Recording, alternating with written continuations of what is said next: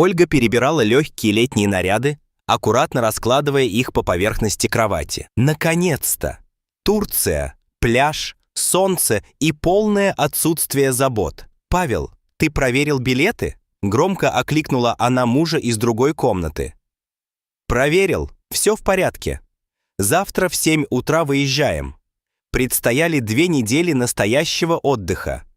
Без соседей с их бесконечными хлопотами, без бумажной рутины и коммунальных счетов, без знакомых лиц. Лишь море, солнце и бокалы с коктейлями». Ольга перевела взгляд на Мухтара. Тот лежал на своем коврике и неотрывно следил за суетой в комнате. Рыжеватый пес-дворняга с белой грудкой, спокойный и ласковый. «А с собакой что делать будем?» — поинтересовалась она, продолжая складывать вещи в чемодан. Павел развел руками. «Да ничего. Переживет. Оставим во дворе. Но его же нужно кормить. Кто-нибудь накормит. Мария Павловна, к примеру. Она всех дворняг подкармливает». Ольга на миг замерла. В душе шевельнулась неприятная мысль, но... Отпуск же. Разве часто выпадает такой шанс? «Ладно», — кивнула она. 2 недели. Это не так уж и много. Перенесет. Утром, когда они выносили чемоданы в коридор, Павел неожиданно споткнулся о Мухтара. Пес лежал у самой двери. «Давай, освобождай проход!» С легким толчком он отодвинул собаку ногой. Мухтар вскочил, замахал хвостом, радуясь. Вероятно, решил, что его берут с собой. Как раньше, когда они ездили на дачу. «Фу, уйди!» — отмахнулась Ольга. «Сейчас вся одежда в шерсти будет». Пес с растерянным видом наблюдал, как хозяева загружают сумки в машину. Принюхивался к чемоданам, жалобно поскуливая. «Может, все-таки заглянем к Марии Павловне?» — неуверенно предложила Ольга. «Попросим ее присмотреть?» «Да брось ты!» Павел закрыл багажник. «Мы и так уже не успеваем. Да и бабушка, наверное, еще спит. Но пусть гуляет, не пропадет. Приедем, увидим», — произнес он, устраиваясь за рулем. Мухтар подошел к машине. Уставился желтыми глазами прямо в лобовое стекло. В этом взгляде читалась растерянность. «Ну, поехали уже!» — поторопил Павел. «Сейчас пробки начнутся». Ольга села в автомобиль, не глядя на собаку. Мухтар побежал за машиной до ворот. Весело вилял хвостом, будто это все часть веселой игры. Но у калитки он остановился и долго стоял, глядя вслед удаляющемуся автомобилю. Во дворе наступила тишина. Мария Павловна выглянула в окно, услышав шум, и тяжело вздохнула. «Эх вы!» Бросили пса, будто старую ненужную вещь. Она видела, как Мухтар вернулся к дому, лег на прежнее место и замер. Только он сам еще не знал, чего именно ждет. Первый день Мухтар провел у входа в подъезд. Не отходил ни на шаг. Только ближе к вечеру, когда солнце ушло за крыши, он поднялся, потянулся и медленно направился к мискам. Пусто. Он обнюхал тарелки, лизнул донышко в надежде. Вдруг хоть крошка осталась. Но даже запаха еды уже не было. Мария Павловна с грустью наблюдала за ним из окна 2-го этажа. Сердце сжалось. «Ах ты наивный!» — тихо прошептала она.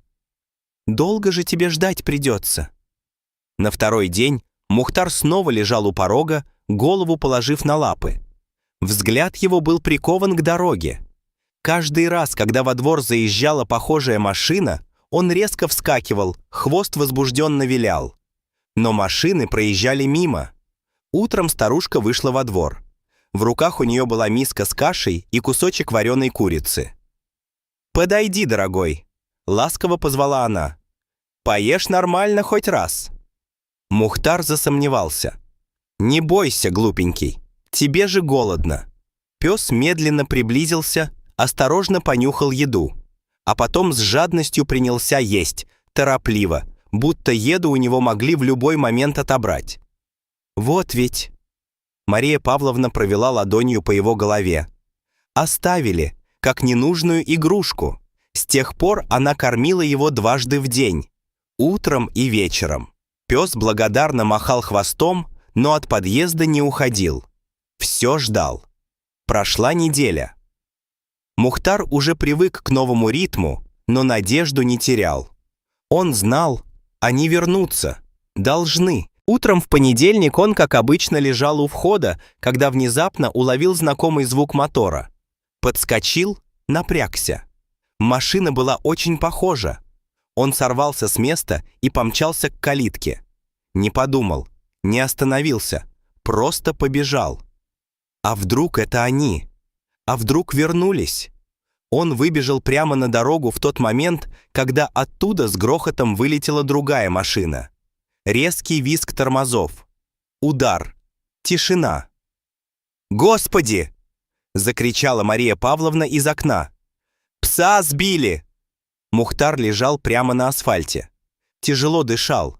Левая задняя лапа болталась под неестественным углом. Из машины выскочил растерянный водитель. «Он откуда вообще взялся? Я не виноват!» «Виноваты те, кто бросил его!» — крикнула с балкона старушка. «Подождите, я иду!» Мария Павловна поспешно спустилась, едва переводя дыхание, опустилась рядом с псом. «Потерпи, малыш, сейчас что-нибудь придумаем». Мухтар смотрел на нее затуманенными глазами, дышал поверхностно и часто. «Его нужно срочно в клинику», — проговорил водитель. «Но у меня время». «Поедем», — твердо сказала она. «Я с вами». Они осторожно уложили собаку на старое покрывало. Мухтар не сопротивлялся. Он уже не мог. В ветклинике врач сказал коротко: «Перелом тяжелый, нужна операция. И не дешевая». «Сколько?» — дрожащим голосом спросила Мария Павловна. Услышав сумму, она побледнела. «Половина ее пенсии». Старушка посмотрела на лежащего Мухтара. Он глядел на нее доверчиво, как будто просил не оставлять. «Делайте», — сказала она решительно. Операция прошла успешно. Но впереди были недели реабилитации. Каждый день Мария Павловна навещала пса, приносила угощение, разговаривала с ним. «Как ты, мой хороший? Терпи. Совсем скоро мы вернемся домой». И вот, спустя время, Мухтара выписали. Он немного прихрамывал, но мог ходить. «Теперь ты поживешь у меня», — сказала старушка. «Примешь мой дом как свой». Пес лизнул ее морщинистую ладонь. Хвост его завилял, на этот раз искренне и от всего сердца. Дома ему постелили теплый коврик, поставили миски, купили игрушки. «Смотри, какой у тебя теперь уют», — улыбалась Мария Павловна, почесывая его за ухом. «Может, даже лучше, чем раньше». Мухтар свернулся калачиком и уснул. И с того дня ему больше не снились пустые миски и закрытые двери. Неожиданная встреча в парке Мария Павловна выгуливала Мухтара возле дома в небольшом сквере. Пес уже почти не хромал, лапа зажила, шерсть стала густой и блестящей, а в глазах снова появился огонек. «Красавец ты у меня!» — с улыбкой произнесла старушка, наблюдая, как он внимательно обнюхивает кусты. «И аппетит у тебя теперь, как у волка». Неожиданно Мухтар насторожился. Поднял голову, хвост затрепетал и начал вилять все активнее. «Что случилось?» — удивилась Мария Павловна. И тут она увидела их. Ольга и Павел шли по дорожке, загорелые, улыбающиеся, с пакетами в руках, видимо, только из магазина. Мухтар сорвался с места и помчался к ним, чуть не сбив старушку. «Мухтар!» — воскликнула Ольга. «Жив! Боже мой, ты живой!» Собака прыгала вокруг них, лаяла от радости, крутилась. Они вернулись. Он ждал их столько времени. И вот, наконец, неудобный разговор. «А это кто его выгуливает?» Ольга кивнула в сторону старушки. «Соседка, наверное», — ответил Павел. «Ну и слава богу, присмотрела». Мария Павловна подошла ближе. Взгляд ее был холодным. «С возвращением», — произнесла она сдержанно. «Спасибо вам огромное, что покормили нашего Мухтара», — с улыбкой сказала Ольга. «Мы знали, что вы не оставите его». «Покормили?» — повторила старушка. Интересное слово. Мухтар суетился между ними, пытаясь понять настроение. Что-то было не так. «А где он жил все это время?» — спросила Мария Павловна. «Да как где? На улице, во дворе, как всегда», — удивился Павел. «На улице, под дождем, в одиночестве. И вы считаете это нормальным?» «Ну, да. А что?» Старушка вздохнула. «Ваш пес попал под машину. Сразу после вашего отъезда. Шок и обвинение». «Что?» Ольга побледнела. «Но он же цел. Потому что я отвезла его в клинику. Была операция, тяжелый перелом, 2 недели лечения». «Мы не знали». Ольга приложила ладони к лицу. «Боже!» «А может, просто не хотели знать?» Жестко ответила Мария Павловна. «Оставили животное как ненужную вещь». «Послушайте», — нахмурился Павел, «мы очень благодарны, но вы перегибаете. Мы имели право на отдых. А Мухтар имел право на жизнь». «Не драматизируйте», — взорвался Павел. «Все же обошлось». «Обошлось?» Старушка сжала поводок. «Он едва не погиб». Мухтар, уловив напряжение, прижался к ногам Марии Павловны. «Право на собаку». «Ладно», — сказала Ольга. «Мухтар, пойдем домой». Она похлопала по ноге, призывая собаку. Мухтар посмотрел на нее, затем на старушку и не двинулся. «Мухтар!» — строго произнесла Ольга. «Он не пойдет с вами», — спокойно сказала Мария Павловна. «Почему это?» — удивился Павел. «Это наша собака». «Была. Пока вы не бросили ее». «Мы не бросали. Просто уехали. Вы оставили его умирать, а теперь хотите забрать, когда стало удобно». «Мы все равно его заберем», — вмешалась Ольга. «Он наш». «Нет», — твердо сказала старушка. «Если хотите его вернуть, оплатите лечение». Она достала из сумки листок. «Вот расходы.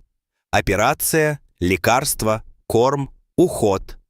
Ольга посмотрела сумму и побледнела. «Это почти столько, сколько мы на отдых потратили». «Вот именно. Подумайте. А пока он останется со мной». Павел покраснел. «Это шантаж».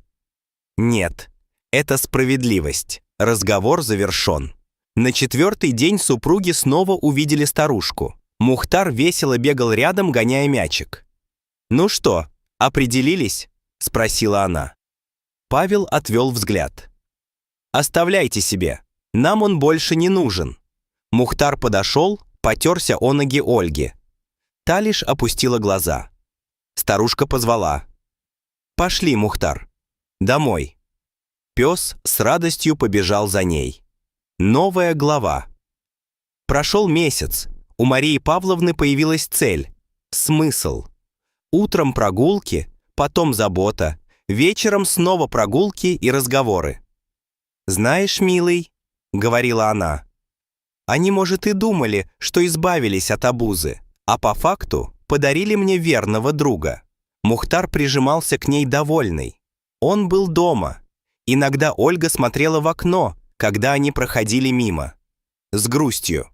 Но подойти не решалась. Павел делал вид, что их не видит, а потом включал телевизор громче, чтобы заглушить знакомый лай. А равнодушие, как говорят, всегда возвращается к тем, кто его сеял.